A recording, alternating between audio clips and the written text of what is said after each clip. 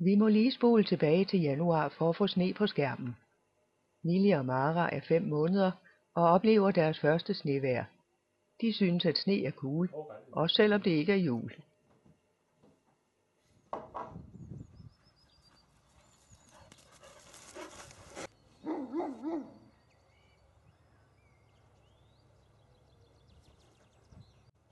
Så er det blevet april og forår, og hundene nyder livet i grønne enge.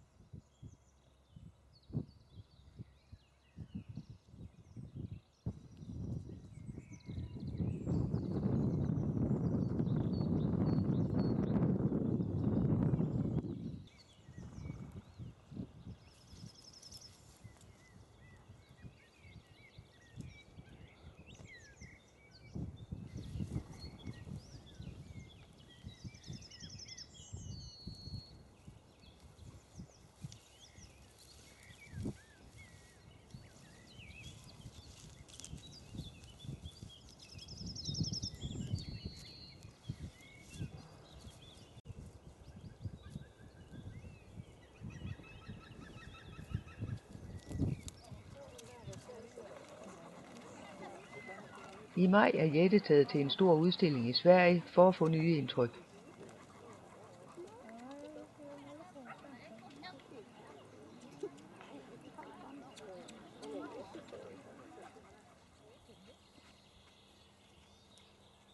Men det er ikke nok at se på.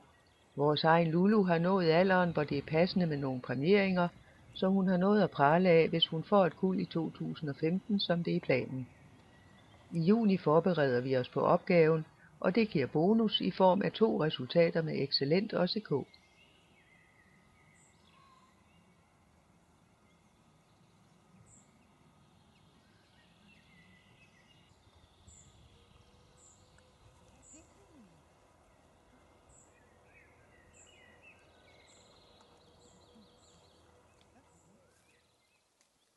Det sker, at hundene får besøg af udsatte fasaner fra skoven ved siden af. Sommetider en lidt for dristig og langsom fasan, som den Aslan hygger sig med her.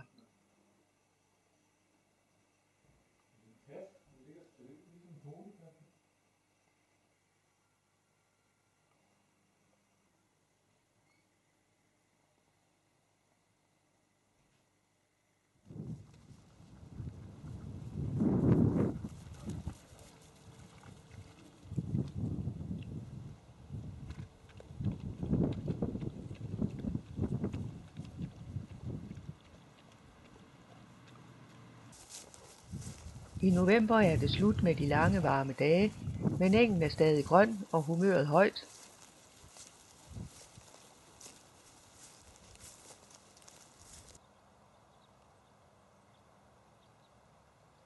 Og der kan plukkes små bitre bær af buskene i hegnet.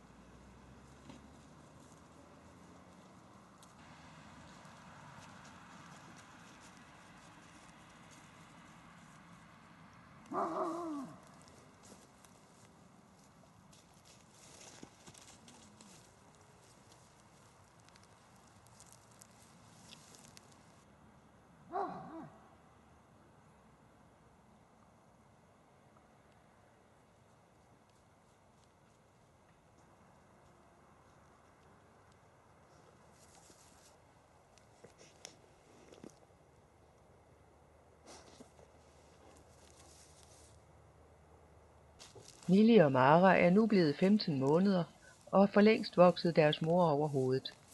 De skulle gerne begynde at komme på udstilling til sommer.